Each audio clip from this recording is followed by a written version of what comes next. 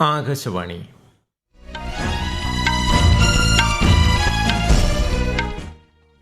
നമസ്കാരം. വാർത്തകൾ വായിക്കുന്നത് ഉദയൻ കിളിയന്നൂർ.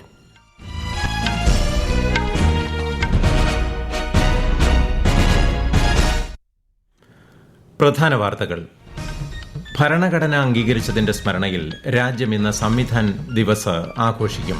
ന്യൂഡൽഹിയിൽ നടക്കുന്ന പരിപാടിയിൽ രാഷ്ട്രപതി, പ്രധാനമന്ത്രി ഉൾപ്പെടെയുള്ളവർ പങ്കെടുക്കും. സിഖ് ഗുരു തേഗ് ബഹാദൂറിന്റെ ജീവിതം, ത്യാഗം എന്നിവ പ്രചോദനത്തിന്റെ ഉറവിടമെന്ന് പ്രധാനമന്ത്രി നരേന്ദ്രമോദി. റഷ്യയുടെ നേതൃത്വത്തിലുള്ള യൂറേഷ്യൻ എക്കണോമിക് യൂണിയനുമായി ഇന്ത്യ ഇന്ന് സ്വതന്ത്ര വ്യാപാര കരാർ സംബന്ധിച്ച ചർച്ചകൾ ആരംഭിക്കും. കയറ്റുമതി വർദ്ധിപ്പിച്ച് ഇന്ത്യൻ സമ്പദ് വ്യവസ്ഥ വികസിപ്പിക്കണമെന്ന് കേന്ദ്ര വാണിജ്യ വ്യവസായ മന്ത്രി പീയൂഷ് ഗോയൽ. SIRന്റെ ഭാഗമായി കേരളത്തിൽ വിതരണം ചെയ്ത എന്യൂമറേഷൻ ഫോമുകളുടെ ഡിജിറ്റൈസേഷൻ 38% പിന്നിട്ടതായി മുഖ്യ തെരഞ്ഞെടുപ്പ് ഓഫീസർ. കേൾവി പരിമിതർക്കുള്ള ഡെഫ്ലിംപിക്സ് ഷൂട്ടിംഗിൽ ഇന്ത്യയ്ക്ക് 16 മെഡലുകൾ. വാർത്തകൾ വിശദമായി. രാജ്യം ഇന്ന് സംവിധാൻ ദിവസ് ആഘോഷിക്കും. ഹമാര സംവിധാൻ ഹമാര സ്വാഭിമാൻ എന്നതാണ് ഈ വർഷത്തെ പ്രമേയം. വിശദാംശങ്ങളിലേക്ക്.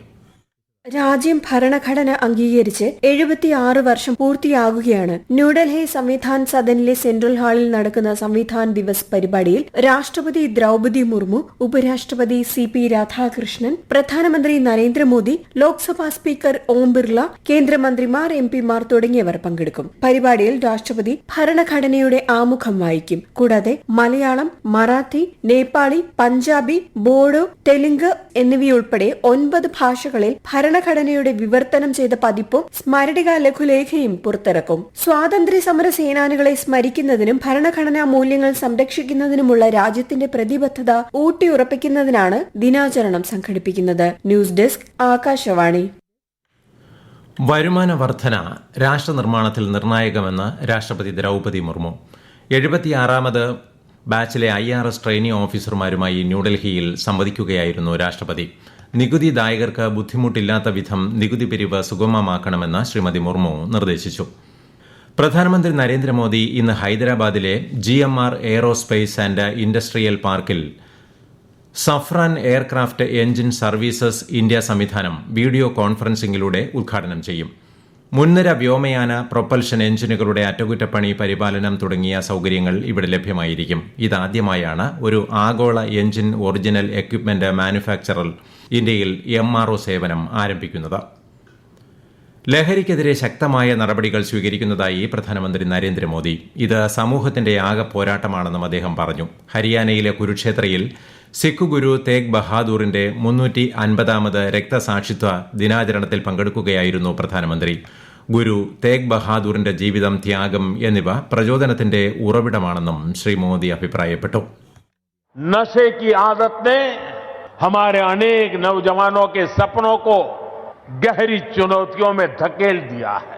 सरकार इस समस्या को जड़ से समाप्त करने के लिए सारे प्रयास भी कर रही है, लेकिन यह समाज की, परिवार की भी लड़ाई है. റഷ്യയുടെ നേതൃത്വത്തിലുള്ള യൂറേഷ്യൻ എക്കണോമിക് യൂണിയനുമായി ഇന്ത്യ ഇന്ന് സ്വതന്ത്ര വ്യാപാര കരാർ സംബന്ധിച്ച ഔപചാരിക ചർച്ചകൾ ആരംഭിക്കും. Russia, Armenia, Belarus, Kazakhstan, Kyrgyzstan രാജ്യങ്ങളാണ് കൂട്ടായ്മയിലുള്ളത്.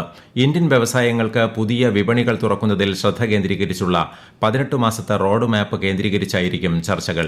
സദേൺ ആഫ്രിക്കൻ കസ്റ്റംസ് യൂണിയനുമായും വ്യാപാര കരാറിന്റെ സാധ്യത പരിശോധിച്ചു വരികയാണെന്ന് കേന്ദ്ര വാണിജ്യ വ്യവസായ മന്ത്രി പീയൂഷ് ഗോയൽ അറിയിച്ചു. കയറ്റുമതി വർദ്ധിപ്പിച്ച് ഇന്ത്യൻ സമ്പദ് വ്യവസ്ഥ വികസിപ്പിക്കുകയും കൂടുതൽ തൊഴിലവസരങ്ങൾ സൃഷ്ടിക്കുകയും ചെയ്യണമെന്ന് കേന്ദ്ര വാണിജ്യ വ്യവസായ മന്ത്രി പീയൂഷ് ഗോയൽ. ന്യൂഡൽഹിയിൽ നടന്ന ബോർഡ് ഓഫ് ട്രേഡിന്റെ 4ാമത് യോഗത്തിൽ അധ്യക്ഷത വഹിക്കുകയായിരുന്നു അദ്ദേഹം. ഇന്ത്യയുടെ കയറ്റുമതി വളർച്ച വർദ്ധിക്കുന്നതിന് ശക്തമായ കേന്ദ്ര സംസ്ഥാന പങ്കാളിത്തം ആവശ്യമാണെന്നും ശ്രീ ഗോയൽ പറഞ്ഞു.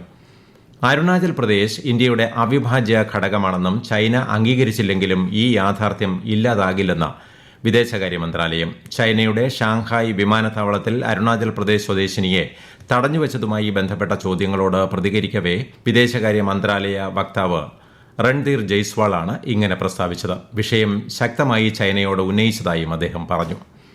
വോട്ടർ പട്ടിക തീവ്ര പരിഷ്കരണത്തിന്റെ രണ്ടാം ഘട്ടത്തിലൂടെ ഇതുവരെ 50,54,00,000-ലധികം എന്യൂമറേഷൻ ഫോമുകൾ വിതരണം ചെയ്തതായി കേന്ദ്ര തെരഞ്ഞെടുപ്പ് കമ്മീഷൻ. കേരളം ഉൾപ്പെടെ 9 സംസ്ഥാനങ്ങളിലും 3 കേന്ദ്രഭരണ പ്രദേശങ്ങളിലുമായി ഈ മാസം 4-നാണ് SIR രണ്ടാം ഘട്ടം ആരംഭിച്ചത്. ഫെബ്രുവരി 7-നാണ് അന്തിമ വോട്ടർ പട്ടിക പ്രസിദ്ധീകരിക്കുക. കേരളത്തിൽ തീവ്ര വോട്ടർ പട്ടിക പരിഷ്കരണത്തിന്റെ ഭാഗമായി ഡിജിറ്റൈസ് ചെയ്ത ഫോമുകളുടെ എണ്ണം 1,06,81,040 ആയതായി മുഖ്യ തെരഞ്ഞെടുപ്പ് ഓഫീസർ രത്തൻ യു കേൽക്കർ. മൊത്തം വിതരണം ചെയ്ത ഫോമുകളുടെ 38.45%. 50 ഫോമുകളിൽ താഴെ ഡിജിറ്റൈസ് ചെയ്ത BLOമാരുമായി സംസാരിച്ച് അവരുടെ പ്രശ്നങ്ങൾ മനസ്സിലാക്കിയതായും മുഖ്യ തെരഞ്ഞെടുപ്പ് ഓഫീസർ പറഞ്ഞു. തദ്ദേശ സ്ഥാപന പൊതു തെരഞ്ഞെടുപ്പിനുള്ള പോസ്റ്റൽ ബാലറ്റ് പേപ്പറുകളുടെയും വോട്ടിംഗ് യന്ത്രങ്ങളിൽ പതിപ്പിക്കുന്ന ബാലറ്റ് ലേബലുകളുടെയും അച്ചടി വിവിധ സർക്കാർ പ്രസ്സുകളിൽ ആരംഭിച്ചതായി സംസ്ഥാന തെരഞ്ഞെടുപ്പ് കമ്മീഷണർ എ ഷാജഹാൻ. ഭാഷാ ന്യൂനപക്ഷങ്ങൾ ഉള്ള നിയോജക മണ്ഡലങ്ങളിൽ സ്ഥാനാർത്ഥികളുടെ പേര് തമിഴ്, കന്നഡ ഭാഷകളിൽ കൂടി ചേർക്കും. വിവിധ തെരഞ്ഞെടുപ്പ് ജോലികൾക്കായി 2,56,934 ഉദ്യോഗസ്ഥരെ നിയോഗിച്ചിട്ടുണ്ടെന്നും സംസ്ഥാന തെരഞ്ഞെടുപ്പ് കമ്മീഷൻ അറിയിച്ചു. കേരളത്തിൽ ഡിസംബർ 9, 11 തീയതികളിലായാണ് വോട്ടെടുപ്പ്. 23,562 വാർഡുകളിലായി 72,005 സ്ഥാനാർത്ഥികളാണ് ഇത്തവണ ജനവിധി തേടുന്നത്. ഈ വാർത്തകൾ ആകാശവാണിയിൽ നിന്ന്.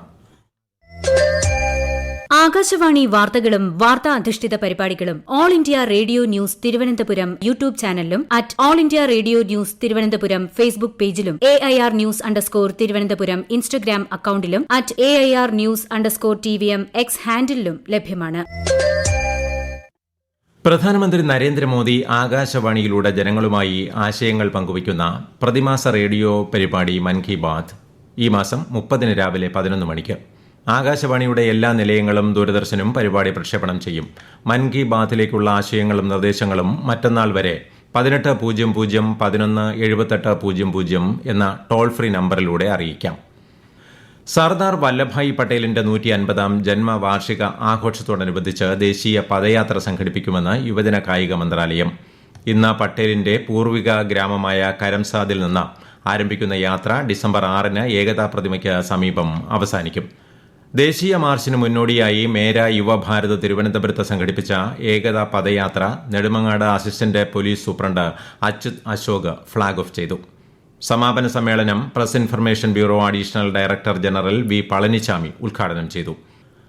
56ാമത് ഇന്ത്യ അന്താരാഷ്ട്ര ചലച്ചിത്രമേള ഗോവയിൽ പുരോഗമിക്കുന്നു. തരുൺ മൂർത്തി സംവിധാനം ചെയ്ത മോഹൻലാൽ ചിത്രം തുടരും ജനശ്രദ്ധ നേടി. ഇന്ത്യൻ പനോരമ വിഭാഗത്തിലാണ് ചിത്രം പ്രദർശിപ്പിച്ചത്. ഇതേ വിഭാഗത്തിൽ ഇന്ന് ഗൊണ്ടാൽ, ഭായ് മോൻദ, വൈറ്റ് സ്നോ തുടങ്ങിയ ചിത്രങ്ങൾ പ്രദർശിപ്പിക്കും. ടോക്കിയോയിൽ നടന്ന കേൾവി പരിമിതർക്കുള്ള ഡഫ് ഒളിമ്പിക്സിൽ ഷൂട്ടിംഗ് വിഭാഗത്തിൽ ഇന്ത്യ 7 സ്വർണം, 6 വെള്ളി, 3 വെങ്കലം ഉൾപ്പെടെ 16 മെഡലുകൾ നേടി. 10 ദിവസം നീണ്ട മത്സരത്തിൽ ആകെ 39 മെഡലുകൾ ഇന്ത്യ നേടിയിട്ടുണ്ട്. വനിതാ ഷൂട്ടർ മഹിന്ദ സന്ധു 2 സ്വർണവും 2 വെള്ളിയും കരസ്ഥമാക്കി. ഗുജറാത്തിലെ അഹമ്മദാബാദിൽ നടക്കുന്ന AFC അണ്ടർ-17 Asian cup Saudi Arabia football യോഗ്യതാ മത്സരത്തിൽ ഇന്ത്യ ചൈനീസ് തായ്പേയിയെ നേരിടും. വൈകുന്നേരം 7:30-നാണ് മത്സരം. സയ്യിദ് മുഷ്താഖ് അലി ക്രിക്കറ്റ് ടൂർണമെന്റിന് ഇന്ന് തുടക്കം. സഞ്ജു സാംസന്റെ നേതൃത്വത്തിൽ കരുത്തുറ്റൊരു ടീമുമായാണ് കേരളം ഇത്തവണ കളിക്കാനിറങ്ങുന്നത്. ഗ്രൂപ്പ് എയിലാണ് കേരളം സ്ഥാനം പിടിച്ചിട്ടുള്ളത്. ഡിസംബർ 18-നാണ് ഫൈനൽ. ഇന്ത്യ ദക്ഷിണാഫ്രിക്ക പുരുഷ ക്രിക്കറ്റ് ടെസ്റ്റ് പരമ്പരയിലെ രണ്ടാമത്തെയും അവസാനത്തെയും മത്സരത്തിൽ ഇന്ത്യ ഇന്ന് രണ്ടാം ഇന്നിംഗ്സ് ബാറ്റിംഗ് പുനരാരംഭിക്കും. ഗുവാഹത്തിയിൽ നടക്കുന്ന മത്സരത്തിൽ 4ാം ദിവസം കളി നിർത്തുമ്പോൾ ഇന്ത്യ 2 വിക്കറ്റ് നഷ്ടത്തിൽ 27 റൺസ് എന്ന നിലയിലാണ്. 549 റൺസാണ് വിജയലക്ഷ്യം. ദക്ഷിണാഫ്രിക്ക രണ്ടാം ഇന്നിംഗ്സ് 5 വിക്കറ്റിന് 260 റൺസ് എന്ന നിലയിൽ ഡിക്ലെയർ ചെയ്യുകയായിരുന്നു. ഇന്ത്യൻ ടീം ആദ്യ ഇന്നിംഗ്സിൽ 201 റൺസിന് എല്ലാവരും പുറത്തായിരുന്നു. കേരളത്തിൽ തെക്കൻ ജില്ലകളിൽ ഒറ്റപ്പെട്ട ശക്തമായ മഴയ്ക്ക് സാധ്യതയെന്ന് കേന്ദ്ര കാലാവസ്ഥാ വകുപ്പ്. തിരുവനന്തപുരം, കൊല്ലം, പത്തനംതിട്ട ജില്ലകളിൽ ഇന്ന് മഞ്ഞ ജാഗ്രത. കേരള ലക്ഷദ്വീപ് തീരങ്ങളിൽ ഈ മാസം 29 വരെ മത്സ്യബന്ധനത്തിന് വിലക്ക്. പ്രധാന വാർത്തകൾ വീണ്ടും. ഭരണഘടന അംഗീകരിച്ചതിന്റെ സ്മരണയിൽ രാജ്യം ഇന്ന് സംവിധാൻ ദിവസ് ആഘോഷിക്കും. ന്യൂഡൽഹിയിൽ നടക്കുന്ന പരിപാടിയിൽ രാഷ്ട്രപതി, പ്രധാനമന്ത്രി ഉൾപ്പെടെയുള്ളവർ പങ്കെടുക്കും. സിഖ് ഗുരു തേഗ് ബഹാദൂറിന്റെ ജീവിതം, ത്യാഗം എന്നിവ പ്രചോദനത്തിന്റെ ഉറവിടമെന്ന് പ്രധാനമന്ത്രി നരേന്ദ്രമോദി. റഷ്യയുടെ നേതൃത്വത്തിലുള്ള യുറേഷ്യൻ എക്കണോമിക് യൂണിയനുമായി ഇന്ത്യ ഇന്ന് സ്വതന്ത്ര വ്യാപാര കരാർ സംബന്ധിച്ച ചർച്ചകൾ ആരംഭിക്കും. കയറ്റുമതി വർദ്ധിപ്പിച്ച് ഇന്ത്യൻ സമ്പദ് വ്യവസ്ഥ വികസിപ്പിക്കണമെന്ന് കേന്ദ്ര വാണിജ്യ വ്യവസായ മന്ത്രി പീയൂഷ് ഗോയൽ. SIR-ന്റെ ഭാഗമായി കേരളത്തിൽ വിതരണം ചെയ്ത എന്യൂമറേഷൻ ഫോമുകളുടെ ഡിജിറ്റൈസേഷൻ 38% പിന്നിട്ടതായി മുഖ്യ തെരഞ്ഞെടുപ്പ് ഓഫീസർ. കേൾവി പരിമിതർക്കുള്ള ഡഫ് ലിംപിക്സ് ഷൂട്ടിംഗിൽ ഇന്ത്യയ്ക്ക് 16 മെഡലുകൾ. വാർത്തകൾ കഴിഞ്ഞു. അടുത്ത വാർത്താ ബുള്ളറ്റിൻ ഉച്ചയ്ക്ക് 12:30.